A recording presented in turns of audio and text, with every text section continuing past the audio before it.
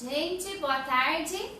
Hoje é dia 27 de dezembro, quinta-feira. Estamos finalizando o ano.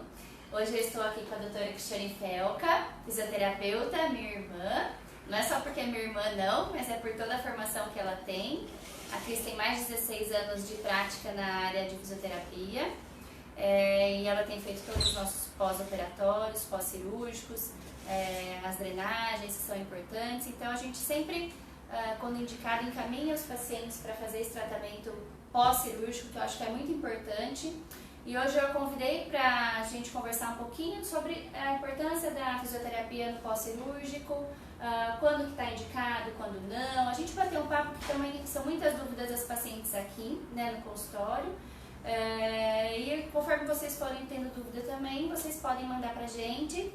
Tem o nosso WhatsApp do consultório, que é o 996601669, ou aqui pelas nossas redes sociais. Nós estamos ao vivo tanto no Insta quanto no Facebook, tá? E caso apareça alguma dúvida posterior, Cris, geralmente eles mandam, e aí se você puder ao longo da semana, o que tiver, você vai responder, tá? Então primeiro eu queria saber da formação do fisioterapeuta. Como que chega até o nível que você está hoje de especialização? O que precisa fazer para fazer o que você faz hoje? Então, o fisioterapeuta tem de 4 a 5 anos, dependendo da faculdade de formação, de fisioterapia geral, né? E você sai como fisioterapeuta global e depois cada um vai escolhendo sua especialidade. Para fazer pós-operatório de cirurgia plástica ou qualquer outra cirurgia reparadora, você tem que ser formado em dermatofuncional. E aí faz uma graduação, uma pós-graduação, praticamente de 2 anos, dependendo de cada universidade. E aí você já está apto a fazer o pós-operatório, né? Trabalhar nessa área de estética, de pós-operatório. E o fisioterapeuta dermatofuncional não especificamente faz só drenagem pós-cirúrgica, ele atua em várias áreas. O que ele pode atuar? Em várias áreas. Atua na estética, corporal e facial, pode ajudar também, auxiliar o médico, né, no seu dia a dia em relação a questões de dúvidas, em relação à reabilitação do paciente, trabalha em relação à eletroterapia.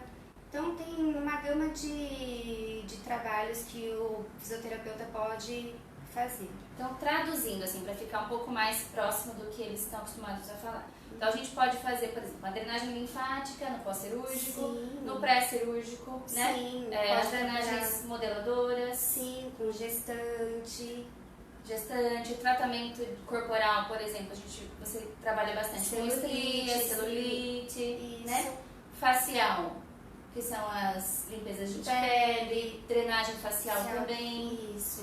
Alguns casos também que o paciente às vezes pode até ter paralisia facial, né? Isso. Por alguma coisa idiopática ou no pós-cirúrgico. Também o fisioterapeuta dermatofuncional também entra nessa reabilitação. Sim, entra. Então tem várias coisas que o dermatofuncional pode trabalhar em conjunto com o médico assistente que vai precisar desse apoio, né? Sim.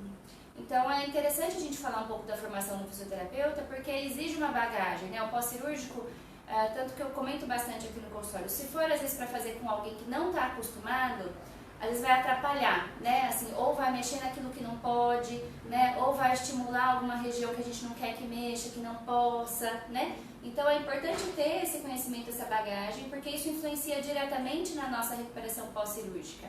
Então, eu até comento com as pacientes assim, se não for fazer com quem é especialista, eu prefiro que até que não faça, né? Deixa o organismo aos pouquinhos e depois a gente vai tentando dar uma estimulada após, né? Do que de repente fazer com alguém que não tem esse conhecimento. Às vezes vai fazer uma drenagem modeladora numa hora que eu preciso fazer uma drenagem linfática bem leve, bem suave, né? E por que a gente precisa, então, fazer uma drenagem linfática, por exemplo, quanto está indicada no pré-cirúrgico e depois no pós-cirúrgico?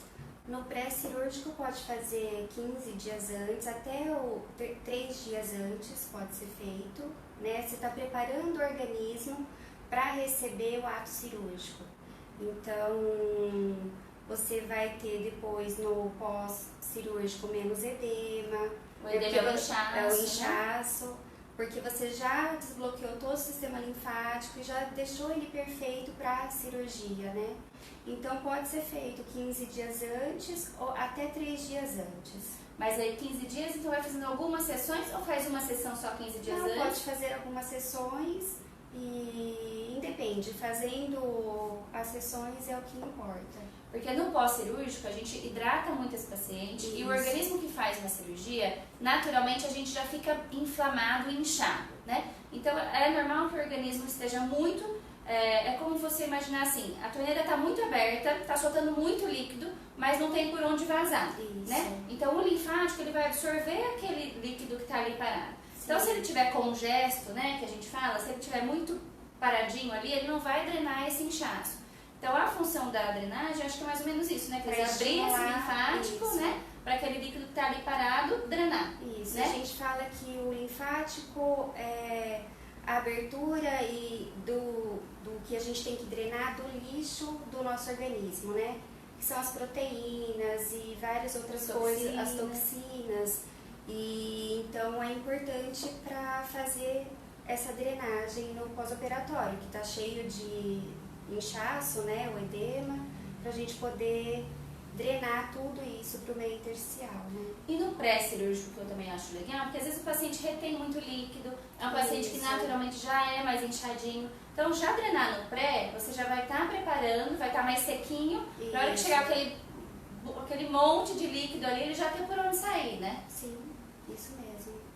E a gente tem algumas estruturas importantes dentro do linfático, que a gente fala, tem o linfângio, que é uma célula, uma condutora do linfático, que ele faz algumas contrações, né, para poder fazer essa saída de líquido, é o bombeamento. Então ele realiza em torno de 6 a 12 contrações por minuto para jogar para o outro, né, linfângio, e aí vai drenando, vai um passando para o outro. Então é uma cadeia, por isso que a gente fala que é um sistema. É como se fosse um colar de pérolas, por exemplo, né? Então, cheio de bolinhas e uma tirinha, um canalzinho e uma bolinha, um canalzinho e uma bolinha. Então, são os linfângios, que a gente chama, né? Cientificamente. Então, a gente fala que a gente tem que ir bombeando isso. E aí tem várias técnicas, né? Eu vi que tem algumas perguntas. Em qualquer pós-operatório pode-se usar em qualquer técnica, depende.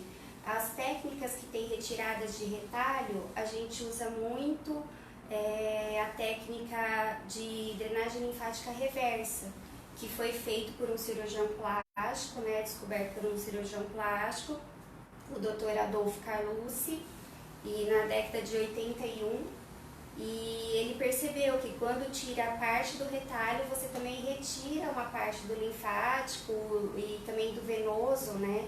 Então você tem que fazer um outro tipo de drenagem, por isso que a gente chama de drenagem reversa.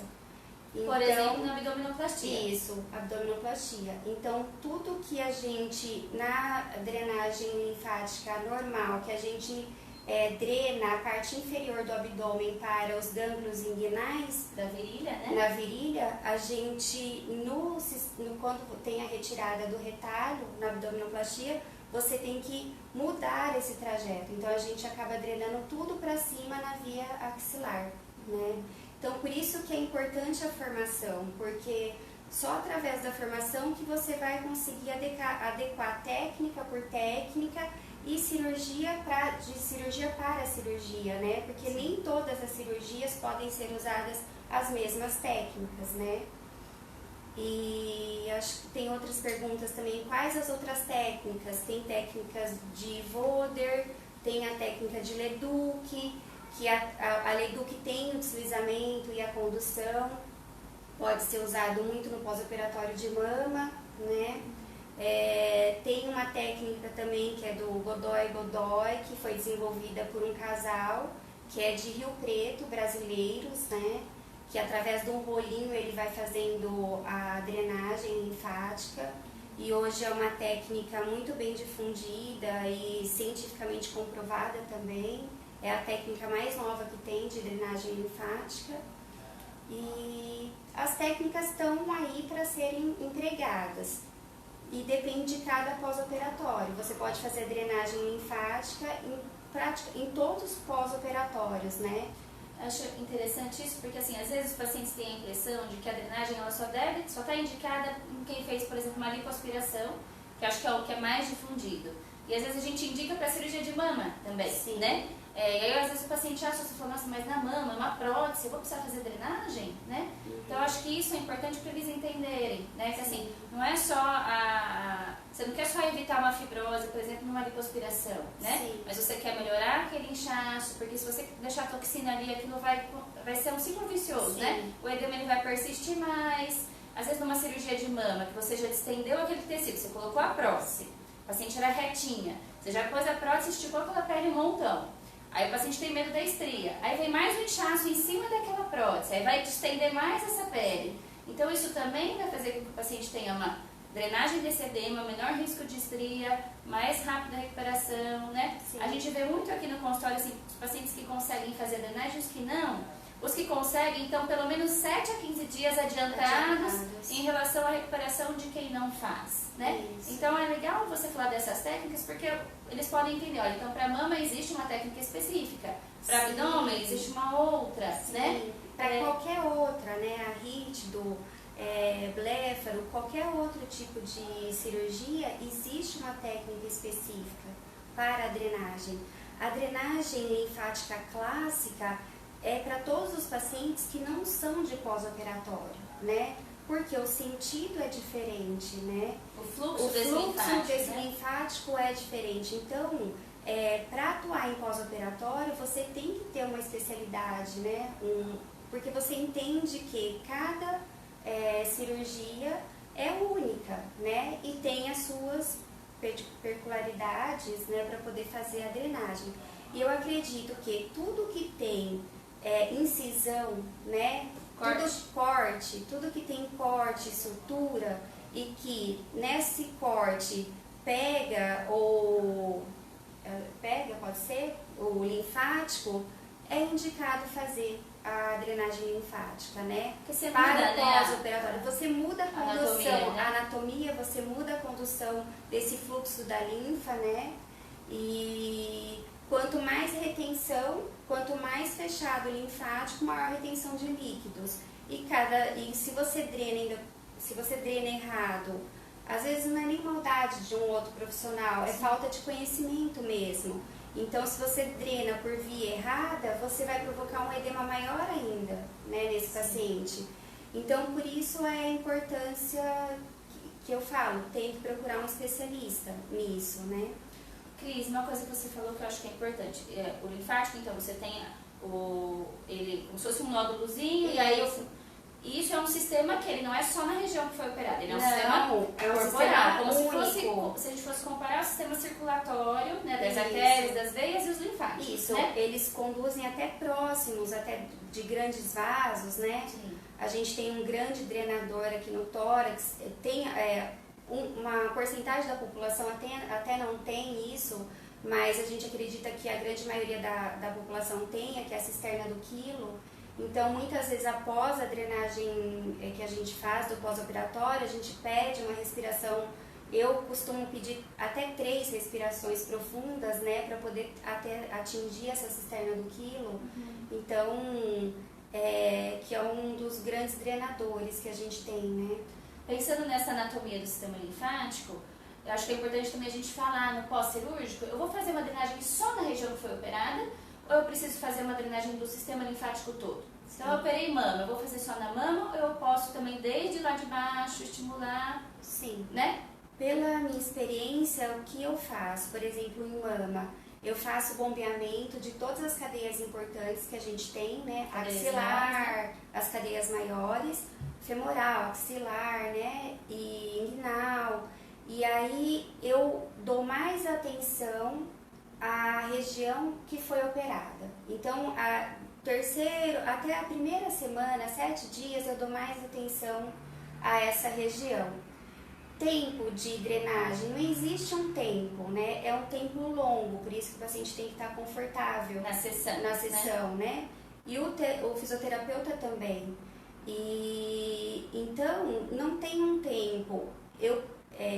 Na minha experiência, eu prefiro 7 dias drenar mais a região que foi manipulada e depois eu já começo a drenar. Por exemplo, os pacientes com abdominoplastia, que tem a meia, que chegam com dreno, depois da retirada de dreno, depois da retirada da meia, aí eu começo a drenar o corpo todo. Então, entre 7 a 10 dias, né, que é mais ou menos o que acontece. E é importante drenar, depois de algumas sessões, já fazer a drenagem todo. O que eu costumo fazer de acompanhamento desse paciente até o 24º dia, depois ele entra numa manutenção a cada 15 dias, né? E depois de 90 dias esse paciente já está de alta para fazer as suas atividades, você já orienta, né, o que ele tem que fazer, mas em relação à fisioterapia, em relação à drenagem linfática, eu prefiro dar alta em 90 dias. Então eu acompanho esse paciente até o 24º dia, depois passa numa manutenção a cada 15 dias e depois alta. E até o 24º, eles me perguntam muito, né, assim, qual é o intervalo de tempo entre uma sessão e outra? Isso. Entre uma sessão e outra, eu dou o intervalo de 72 horas, que é o tempo que o linfático está trabalhando, né? Após 72 horas, dá uma queda, até o paciente se sente mais inchado, né? E aí ele fala, nossa, é mesmo, eu preciso de uma outra, o próprio organismo quer outra sessão. Então, geralmente a cada 3 dias. Geralmente a cada 3 dias. Mas às vezes pode acontecer do paciente inchar muito, aquele linfático já ficar de novo congesto, às vezes em vez de fazer a cada 3, às vezes fazer a cada 2. 2, pode acontecer, pode. É avaliação. Então o paciente chega pra mim, ele é avaliado, a gente mensura, tira foto e começa o bombeamento e veja o quanto que diminuiu esse edema, né? É visualmente também perceptível, né, Cris? Durante a sessão, você consegue vendo aquele edema diminuindo, né? Isso. A Cris às vezes coloca foto de uma perna drenada e outro lado não, como é visível. Então, acho que por isso que ela está também falando, questão de quanto tempo dura uma sessão de drenagem. Às vezes tem paciente que drena rápido, tem paciente que você precisa bombear mais para ele drenar naquele mesmo período. Então pode demorar 1 hora, pode demorar 1h30. Isso, 1h30. E tem pacientes que acabam juntando outras cirurgias, né? Não faz só uma cirurgia, faz outras cirurgias na mesma anestesia. E aí esses pacientes ficam comigo até 2 horas, 2 horas e mais ou menos 10. Fiquei até posicionar na maca, né? Tem todo... Até a forma de posicionamento na maca depende também de cada cirurgia, tem um posicionamento específico para cada cirurgia, né? Sim. Então, por isso que tem que ter o conhecimento, que eu enfatizo muito isso. Sim. Né? A gente tem visto algumas fotos, depois vocês podem seguir a Cris. Quer falar seu Insta, Cris? Doutora Cristiane Felca. Né? Doutora Cristiane Felca e no Face também. No Face, Doutora Cristiane Felca. Se vocês depois começarem a seguir a Cris, vocês vão ver algumas fotos que tem uns curativinhos coloridos, né? Isso. E aí me perguntaram o que são aqueles curativos coloridos e em volta geralmente de uma área de hematoma. Sim. Né? O que também pode ser feito para a gente acelerar o processo desse absorção do hematoma e para que servem essas fitinhas coloridas? Essas fitinhas coloridas, no nome comercial é Kinesio Tape, foi desenvolvido no Japão. Ela é uma fita bem aderente e o que ela faz? Muita gente achava-se que ela dava um estímulo neural para aquela região. Estimulava o nervinho. Lá no nervinho. Assim ele conseguia produzir mais e pensar, preciso trabalhar melhor naquela região para a reabsorção de hematoma. Para o pós-operatório, a gente usa muito para dor e para reabsorção de hematoma. A fisioterapia em si, ortopedia, neurologia, usa o taping para outras finalidades, mas aqui a gente vai falar sobre hematoma. Só que hoje, através de estudos, o que é o mais recente, né? Que a cola do tape ela é tão forte que ela forma um espaço entre a epiderme, né, e o músculo. músculo, então forma um espaço ali. Você para de comprimir a área do hematoma. Com isso, o linfático começa a trabalhar melhor. Então, hoje já se sabe, tem o estímulo neural dos nervinhos ali, mas não é isso que faz a reabsorção total do hematoma. O que faz a reabsorção do hematoma é esse espaço que a gente tem, que a pele acaba grudando muito na fita e abre e tem esse espaço. Então, através desse espaço, o linfático consegue trabalhar melhor com seus bombeamentos e assim drena melhor. Tanto é que o hematoma, hoje tem dias que eu até me surpreendo, que eu tive uma paciente agora essa semana, eu coloquei, depois de 2 dias ela chegou pra mim e estava completamente reabsorvido a área. Então, cada vez mais eu tenho a surpresa dessa reabsorção, né? Mais rápida. Mais rápida. Então, eu uso mesmo, eu aproveito essas áreas de hematoma. Na lipo tem muita área de hematoma, né? Na lipo eu uso muito. E nos pós-operatórios, que eu vejo que tem também a gente fala hematoma, mas na verdade é uma equimose, né? É o roxo, né? É o roxo, né? Porque o hematoma é uma coisa mais grave, né?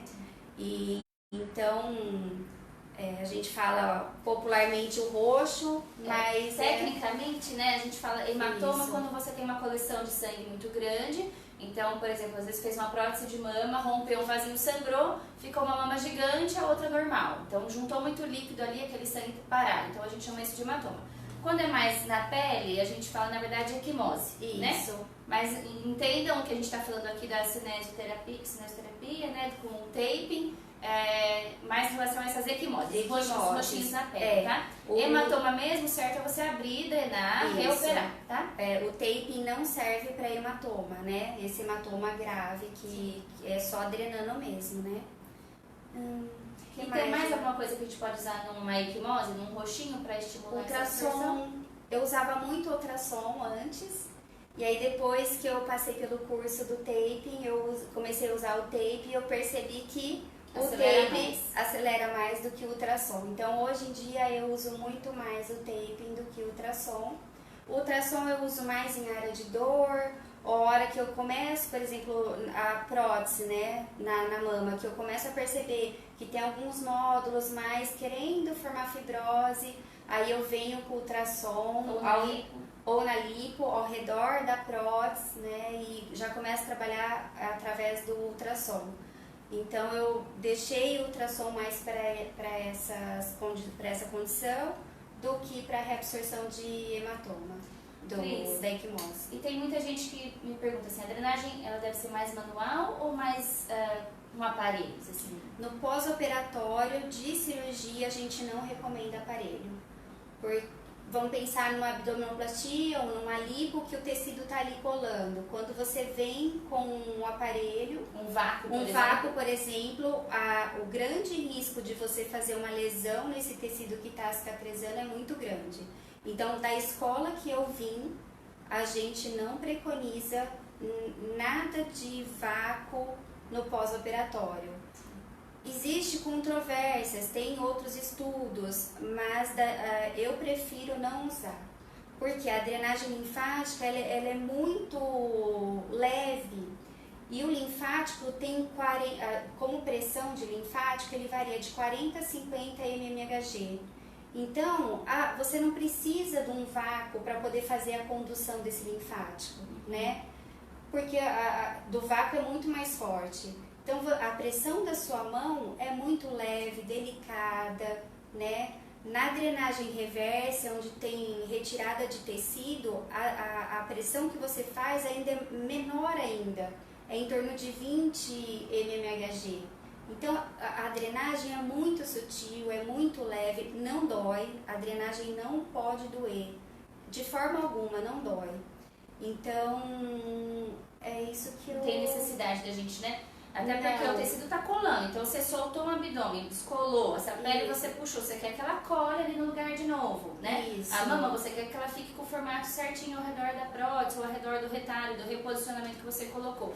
Então, o vácuo, ele vai sugar esse tecido, vai tirar da onde você está querendo que ele fixe, né? Isso. E aí você também vai aumentar o espaço entre a pele que você descolou e aquela musculatura embaixo, aumenta o risco, na verdade, de juntar líquido ou de fazer um hematoma, né? Então, não é para doer, né? Não é para doer, é para ser uma drenagem aliviadora. Muitas vezes também a Cris associa outras técnicas, não só a drenagem, mas aqueles aparelhinhos que vão dar um relaxamento para o paciente. Às vezes, por exemplo, abdominoplastia, que é a cirurgia do abdômen. O paciente tem que ficar curvado no pós. Isso. Qual que é a dor do pós da abdominoplastia? Não é na cirurgia, é nas costas. Na lombar. Né? Na lombar, por causa da posição. Então a Cris também associa. Associa a eletroterapia, que a gente tem um aparelhinho, né, que chama TENS.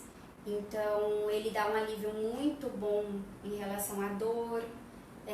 Eu associo também, às vezes, na mama, a microcorrente, para a gente conseguir ter mais fluxo sanguíneo nas perfurantes, na cicatriz, né? Para cicatrizar melhor. Para cicatrizar melhor. Quando você aumenta o fluxo sanguíneo daquela região, você consegue cicatrizar melhor.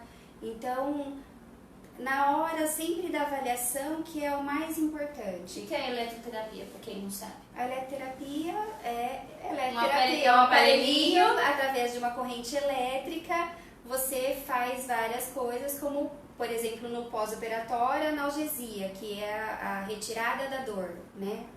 E dentro da eletroterapia a gente tem vários aparelhos que a gente usa na fisioterapia. Intensidades, modalidades diferentes, correntes diferentes, né? Para poder fazer um pós-operatório mais... Isso. Ou fazer com que chegue mais sangue naquela cicatriz, que estimula a cicatrização. Isso. Ou numa abertura de pontos, fazer a cicatrização daquela região através da estimulação, né, da eletroterapia, para ter um fechamento mais rápido e fechar de uma forma mais segura e acompanhando, né, esse fechamento, coordenada, que é o que a gente faz. Então, o paciente sempre está bem ancorado, né, quando tem esse acompanhamento. Isso é muito importante, porque quando você tem interação médico e outros profissionais, não só a fisioterapia, mas a parte da nutrição, que também é muito importante, né? Depois da liberação da atividade física, que também é muito importante, o paciente fica praticamente 1 ano sendo monitorado, né? Após uma cirurgia. Então, tudo isso é importante. Tem alguns alimentos que a gente não indica, né, no pós-operatório, tem alimentos que a gente indica muito, né? Sim. Então, tem outros cuidados também na fase da coceira, né? Que chega um período Legal, pra você falar, que queixam muito, né? Tá coçando. Na fase da coceira entra muito a parte de fagócitos que a gente faz, né? Pra poder fazer a cicatrização. Então, são alguns componentes da cicatrização exacerbado ali, e isso produz a gente fala uma histamina no organismo, né? Que tá cicatrizando, então libera histamina, que é essa proteína que faz a gente coçar. Então é sinal que tá cicatrizando. O lado bom é que tá cicatrizando. Mas incomoda. O lado ruim é que dá muita coceira. Então a gente, na nossa linguagem, a gente fala, o organismo está estaminado, né? Então, eu particularmente gosto muito de recomendar coisas naturais. Por exemplo, eu peço para o paciente fazer um chá de camomila, colocar na geladeira, quando tá geladinho, fazer compressas nas regiões que tenha coceira. Depois, lógico, secar como a Marina orienta, né, para secagem, com secador, ou jato frio, e nunca deixar úmido áreas da cicatrização, áreas da sutura. Então, as compressas aliviam muito, esse né? Sintoma, né, de coçar. Esse sintoma de coçar. Além do que, também, a camomila é um calmante. É um calmante. Né? Como se fosse um anti-inflamatório natural. Isso. Então, a gente também usa, por exemplo, quando faz cirurgia de pálpebra, a blefaroplastia, também o paciente fica, né, incomodado, inchadinho, então ele também vai acalmando, vai ajudando na drenagem, fazendo compressinha. Então, não só na pálpebra, mas também nas outras regiões também que a gente quer causar um efeito calmante, Sim. né, a camomila também ajuda bastante. Sim. Né? O que mais que temos aqui? Ó, mandaram uma pergunta perguntando. Uma pergunta,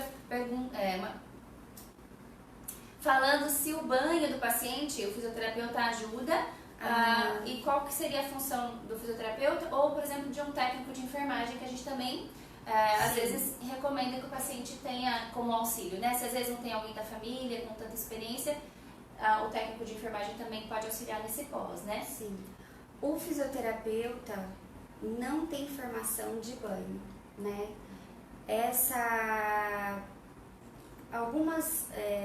Tem algumas linhas de formação que colocam o fisioterapeuta para dar banho nesse paciente, mas o fisioterapeuta não tem formação nenhuma em técnica de banho. Quem tem formação é o técnico de enfermagem e a enfermagem. Então, a gente acaba invadindo uma área de outro profissional, né, que poderia estar atuando junto com você, e o fisioterapeuta não precisa disso, né? Eu acho que o fisioterapeuta tem outras funções dentro do pós-operatório e a gente deixa o banho para os técnicos de enfermagem e para os enfermeiros, que eles estudaram para isso, eles têm uma modalidade, técnicas corretas para dar banho, técnicas corretas para manipulação de dreno durante o banho, coisas que a gente não tem na nossa graduação nem na nossa pós-graduação. Então, eu deixo a segurança acima de tudo para o profissional que é mais qualificado para essa região. Acho que é interessante essa questão, porque às vezes o paciente não consegue se locomover até o consultório, às vezes faz uma drenagem domiciliar, né? Então, pode combinar, né? Às vezes, olha, então no horário que a Cris vier, depois da drenagem ou pré-drenagem, fazer o banho, né? O técnico de enfermagem, o auxiliar que for ajudar nessa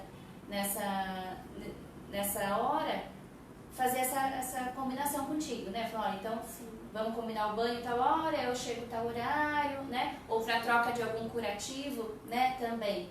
Pro fisioterapeuta ficar específico mesmo naquela função dele, da drenagem, das outras coisas que já tem, que são tão importantes também, né? Então, às vezes, precisa dos dois profissionais. Isso, né? E eu sempre peço que o banho seja realizado antes das drenagens, porque aí já faz todos os curativos, eu faço a drenagem e depois a gente já coloca o macacão. Então, macacão, a meia. Então, assim, o paciente fica em casa já com todo o suporte que ele precisa ter, né? Então, a gente tem essa interação com outros profissionais. Então, às vezes, Cris, a drenagem ela pode ser feita domiciliar. Sim. E às vezes aqui no consultório. Às vezes no começo, para as questões de locomoção. Nos primeiros dias, o que eu tenho mais feito domiciliar são pacientes de abdominoplastia, que ainda tem o dreno, né? E a locomoção é muito difícil, ou até o acesso da casa da pessoa é muito difícil, tem muitas escadas, né? Então, eu prefiro ir até a casa do paciente e faço a drenagem lá. Levo os equipamentos que eu tenho que levar e normal, dá para fazer a drenagem. O mais correto é vir ao consultório, mas na impossibilidade de vir por N situações, a gente vai até o paciente sem problemas. Né? E em relação à contraindicação, existe alguma contraindicação para a drenagem? Na contraindicação de pós-operatório, não. Só se esse paciente passou por alguma intercorrência, como uma TVP, trombose, né? Uma trombose venosa profunda. Então, não na drenagem de pós-operatório, não. Só se o médico nos comunica, olha, esse paciente pode tá em processo de investigação de uma TVP, e de outros tipos de coisa, mas a gente no pós-operatório não. Existem as contraindicações absolutas e relativas de uma drenagem clássica normal, que são processos infecciosos, tumores, problemas de insuficiência renal, edemas relacionados à parte cardíaca e à parte renal. A drenagem linfática não resolve esses tipos de edema, inchaço. Então, se o paciente tem um coração fraco ou o rim não está funcionando bem, não vai adiantar a gente jogar aquele sangue lá pra cima pro coração piorar. Ou fazer uma sobrecarga, né, renal. Isso. Reações alérgicas, infecções agudas, tuberculose. Tudo isso é contraindicado em pacientes para fazer uma drenagem clássica, né? Sim. Agora, pós-operatório não. Pós-operatório só se o paciente mesmo tiver risco de trombose. Eu acho interessante também falar da trombose, porque é uma das coisas que a gente mais bate, né, pro paciente. Se eu tenho uma trombose, então eu tenho um coágulo lá parado na perna, e você drena, às vezes você mobiliza aquele coágulo e dá uma embolia. Sim. Né? Não por maldade, sem querer, mas assim, então precisa ficar atento pra gente também sinais iniciais de uma trombose. Então, inchaço numa perna só, né, mais do que a outra, uma dor, às vezes uma falta de ar em casos que já teve alguma embolia, né? E a principal que a gente fala muito da trombose é prevenção. Então, qual que é o melhor fator para você prevenir uma trombose? Andar.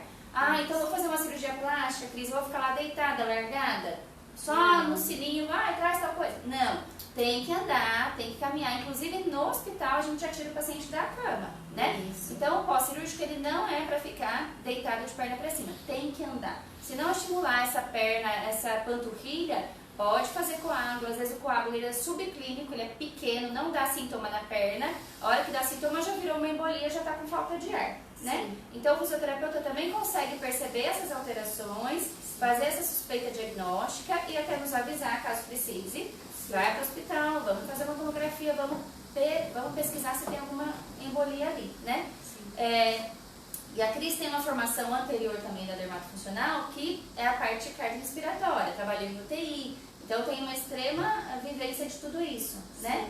E até a gente também coloca para os pacientes fazerem em casa alguns exercícios respiratórios e motores, né? Que eu acho que é super importante na prevenção de duas coisas principais, que é a trombose, né? Então movimentar, fazer a fisioterapia motora, que a gente orienta alguns exercícios, e a respiratória para evitar a telectasia. O que é a telectasia? Para quem não é um nome muito técnico pra gente. É quando o pulmão fica pinçadinho, fica fechadinho, não está expandindo tanto, e aí depois juntou ali um líquidozinho ou o próprio processo inflamatório, faz o paciente ter febre no pós-cirúrgico, né? Então movimentos que expandam esse pulmão com maior facilidade, mesmo que o paciente tenha um pouquinho de dor, a gente orienta, pede para eles fazerem esse tipo de exercício também, invadindo um pouquinho, né? Porque nem todo mundo tem a possibilidade de ter o fisioterapeuta para orientar. Sim. Então a gente também acaba orientando para evitar, né, essas questões respiratórias também.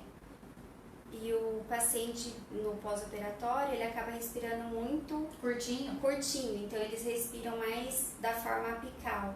E as atelectasias são formadas na base pulmonar, né, aqui embaixo.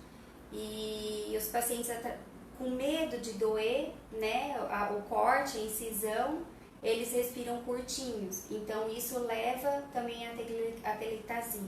Então o nosso objetivo também de orientação a esses exercícios são exercícios que você consiga expandir esse pulmão, expandir esse tórax, para evitar esse processo de atelectasia, né? E a parte motora também, né? E a parte motora para andar, caminhar a cada 2 horas, 3 horas. Eu sempre, quando vou orientar um paciente, eu falo, a cama é feita para dormir, né? Então, durante o dia, nada de ficar deitado em cama. Então, você vai andar, você vai sentar numa sala, assistir uma televisão, vai ler um livro, vai fazer qualquer outro tipo de atividade que não seja deitado na cama. Porque o risco de trombose é muito grande, né? Então você tem que fazer essa bomba venosa, impulsionar sangue, né? Através da panturrilha para poder evitar essa TVP. Então isso é importantíssimo. Gente, são 6h10, eu vou dar uma repassadinha aqui. Eu acho que das perguntas, acho que finalizamos. Eu vou dar uma passadinha só. Ó, a Geise me mandou. Pedro Henrique falou: oi, mãe. Oi, Pedroca. A Sidneia Peutroni nos elogiou, falou que estamos lindas. Obrigada. A Lúcia também está assistindo, gostando muito. Parabéns, doutoras. Obrigada, Lúcia. Gente, Cris, se você lembrar de mais alguma coisa ou quiser fazer um resuminho do que você acha mais importante, que aí a gente já finaliza. O importante é que os pacientes, quando vêm procurar a cirurgia plástica, já pensar no seu pós-operatório. O pós-operatório é tão ou mais importante do que a própria cirurgia, porque um pós-operatório feito errado, de uma forma errada, você pode perder toda a sua cirurgia e ter as suas intercorrências. Antes da gente trabalhar nas intercorrências, é mais viável a gente trabalhar na prevenção dessas intercorrências, né? Para não chegar na intercorrência. Então, às vezes a gente pega as intercorrências porque foi feito um pós-operatório errado. Então, uma contratura de prótese, né? Depois de um tempo a prótese entra em contratura. Às vezes não dá nem pra gente reverter mais a parte da fisioterapia, aí tem que ir para uma reop. Então, assim, se já está gastando um valor alto para uma cirurgia, né, tem que ter o cuidado do pós-operatório. É um investimento, né? É um investimento. Então, que vocês pensem com carinho todas as vezes que for pensar em fazer uma cirurgia plástica ou reparadora, pensar no pós-operatório também, que é tão importante quanto, né? E é muito melhor trabalhar na prevenção, porque você trabalha com mais segurança, né?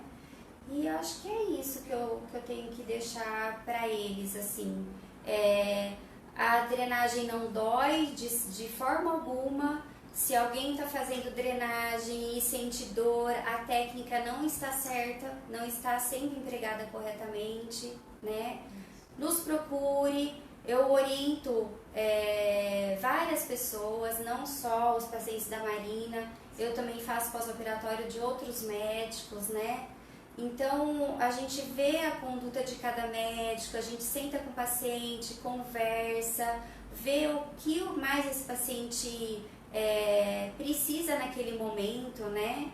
E eu acho que aí a gente consegue chegar numa evolução boa da cirurgia, né? E que vocês, pacientes, fiquem contentes com o nosso trabalho, né? Que a maior felicidade nossa é quando vocês ficam contentes com a cirurgia que vocês fizeram, né? E a gente se alegra por ter feito parte disso, né? Então é muito gostoso o paciente chegar, voltar. Às vezes, muitos pacientes que fazem o pós-operatório comigo, depois volta querendo fazer manutenção ou fazer algum outro procedimento estético. E a hora que eu vejo aquele abdômen com uma cicatriz fininha, quase não aparecendo, ou a mama também muito bem cuidada, eu fico muito feliz, porque é um ganho para o paciente, né? E é isso. Acho que é importante também a gente frisar, né, Cris, que cada médico, cada cirurgião também tem o seu protocolo, né? Então a Cris ela é muito ética, né? Assim, ela não vai entrar na frente de ninguém.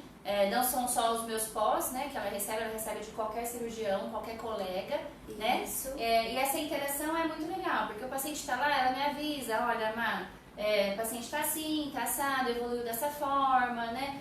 Nessa semana a gente evoluiu dessa forma. Então a gente ter também o feedback dela é super importante, né? Porque ou às vezes alguma dúvida, o paciente está com ela, pode ligar, pode perguntar, ela já tem uma vivência, já sabe como às vezes lidar com aquilo, ou orienta, falar, olha, eu posso te orientar até aqui, daqui pra frente eu preciso que você entre em contato com o seu cirurgião, com a sua cirurgiã.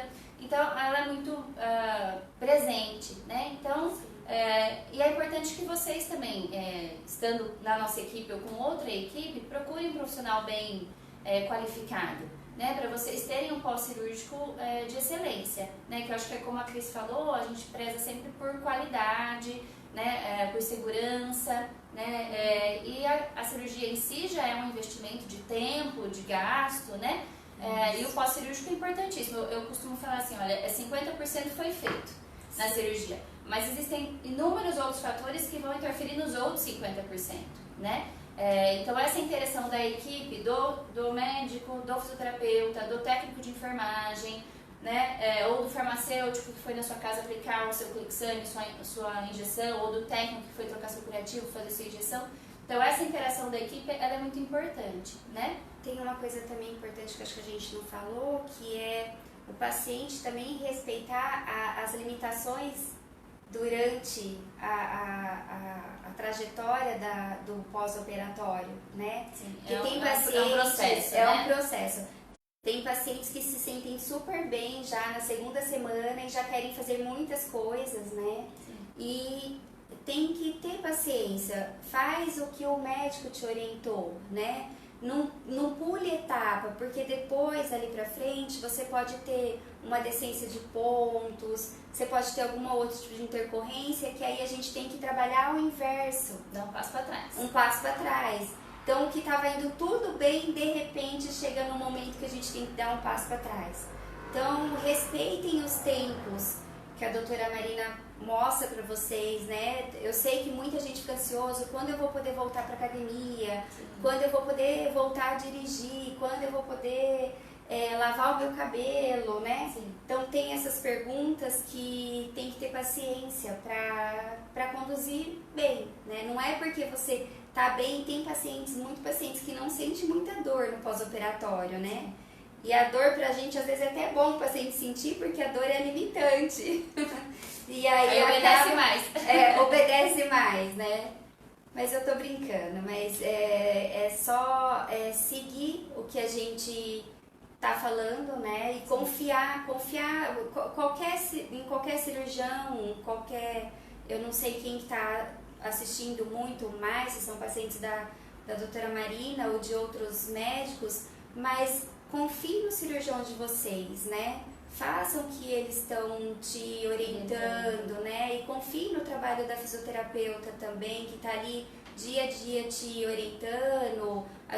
Eu pelo menos dou meu celular para todas, vocês têm o link aberto comigo, né? E para poder me ligar e para poder mostrar o que está acontecendo. Eu, na medida do possível, vou respondendo, eu sempre tento estar presente. E eu acho que é isso, né? Acho que é isso. Gente, obrigada então pela audiência. Cris, obrigada. Eu acho que foi muito esclarecedor. Eu acho que é um tópico muito importante, é muito presente aqui no consultório, né? A gente tem várias perguntas quando fala da drenagem. Então a gente está à disposição, né? A Cris também está de canais abertos, tanto no nosso canal aqui para responder, se alguém quiser mandar, quanto no próprio canal dela, né? No Insta ou no Face. Eu quero aproveitar esse momento e desejar um feliz ano novo para todo mundo, né? Estamos finalizando essa semana. Amanhã é o nosso último dia de trabalho desse ano, né?